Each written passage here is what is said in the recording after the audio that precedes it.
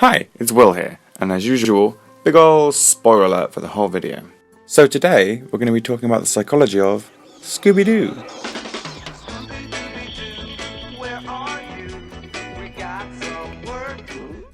Before we get started, I just want to say I love Scooby Doo. I've been watching it since I was a child, and let's just say I have a tendency to rock their outfits at Halloween.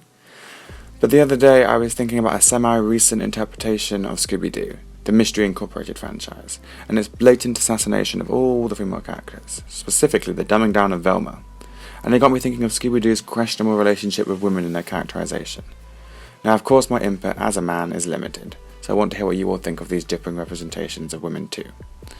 But first, to support my theory, we're going to look at 3 varying interpretations of Scooby-Doo and compare them.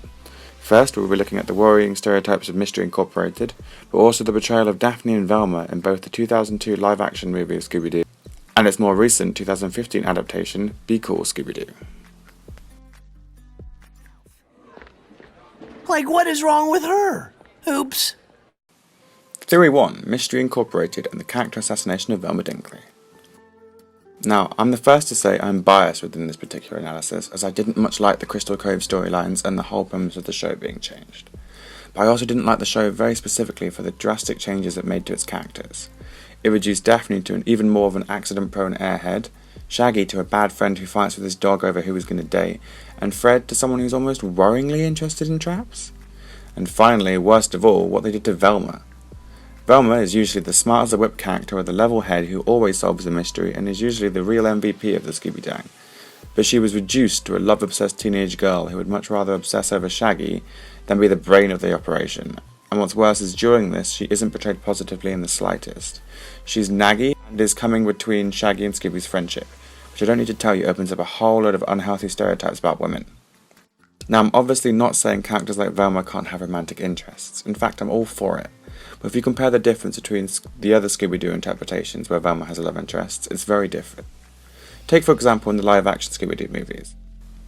In both films, Velma has a love interest, be it the hot guy at the bar or Seth Green's portrayal of a slightly unhinged museum curator.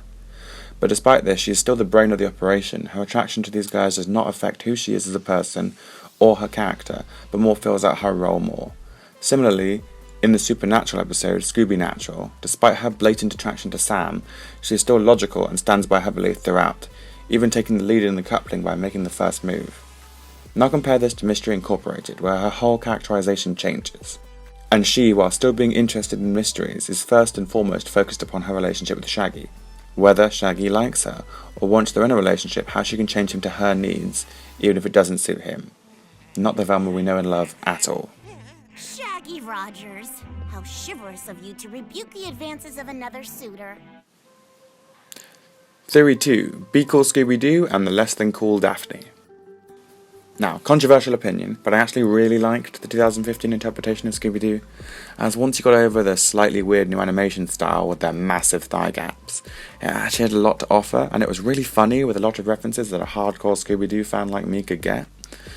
But its choice with the characters, especially Daphne, is a bit convoluted to say the least. Now, I do actually like the new interpretation of Daphne, as it was nice to see a change from the accident-prone, always getting kidnapped archetype for her. And her new weird quirk each episode usually added some new flavour to each mystery that made each of the episodes different and interesting. However, she is actually treated quite poorly as a character within this, as she is seen as a nuisance, annoyance, and more often than not straight up crazy. Which really belittles the character in my opinion, as usually what she is doing isn't that weird and almost always comes back to benefiting them, solving the mystery, like her puppets helping to put each of them in each other's shoes and end an argument, or her being a mascot helping to boost the gang's confidence at a crucial moment.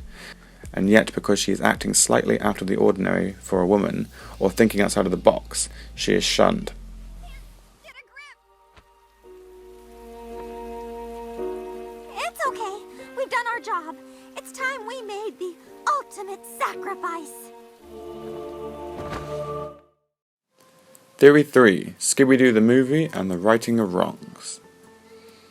My final version of Scooby Doo I'm going to use as an example of a writer being aware of the previous trappings and issues had with older Scooby Doo incarnations and fixing them. This is best seen in the renewed characterization of Daphne and Velma. Daphne is still originally shown as an easily kidnapped damsel in distress and is mocked by the group subsequently, but she makes strides for self-improvement and in turn makes herself a style icon who wears a t-shirt of herself, so iconic, but but also a kick-ass female heroine who takes on a giant ghost knight with a sword, and an actual real-life wrestler that she manages to open up a can of whoop-ass on, and come out the victor, destroying any preconceived notions it may have had with their character. Similarly with Velma, the movie almost immediately addresses the real-life problem of men taking credit for women's work and leaving them the unsung heroes of their field. This one's for you, Rosalind Franklin, the lady crucial to the discovery of DNA, but due to her sad early demise before her Nobel acceptance speech, she often goes unrecognised. But anyway, getting back to the point, Velma does not sit down and take it, but instead is the inciting incident for the group breaking up, and her firmly asserting her vital importance as a member of the gang leads to an improved workplace environment, with her finally getting Fred to realise that she deserves the credit. Hey, I can look at myself naked.